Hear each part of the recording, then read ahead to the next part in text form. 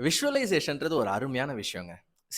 நீங்க ஆசைப்படுற அந்த ஒரு விஷயத்துக்கு மேல, எவ்ளோ நீங்க அடிக்கடி கனெக்ட் பண்ணிக்கிறீங்களோ, ஃப்ரம் த ஹார்ட் எவ்ளோ அது கூட நீங்க கனெக்ட் ஆவுறீங்களோ, அவ்ளோ ஈஸியா அது உங்கள வந்து சேருங்க.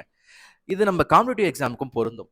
எப்படின்னா, நீங்க பேங்க் எக்ஸாம் படிக்கிறீங்க அப்படின்னா, வீட்லயே உட்கார்ந்து நம்ம படிக்கிறோம், இல்ல கோச்சிங் சென்டர் போய் படிக்கிறோம்.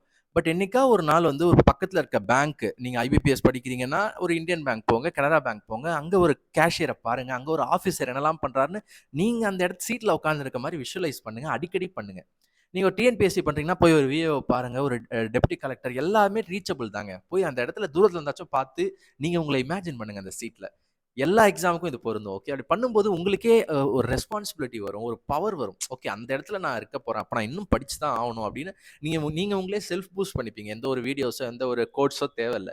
சரியா? ஸோ இந்த விஷுவலைசேஷன் டெக்னிக்க ட்ரை பண்ணிட்டு கமெண்ட் பண்ணுங்க. அது வொர்க் ஆகுதா? எப்படி இருந்துச்சு? அப்படின்னு உங்க எக்ஸ்பீரியன்ஸ கண்டிப்பா கமெண்ட் பண்ணுங்க.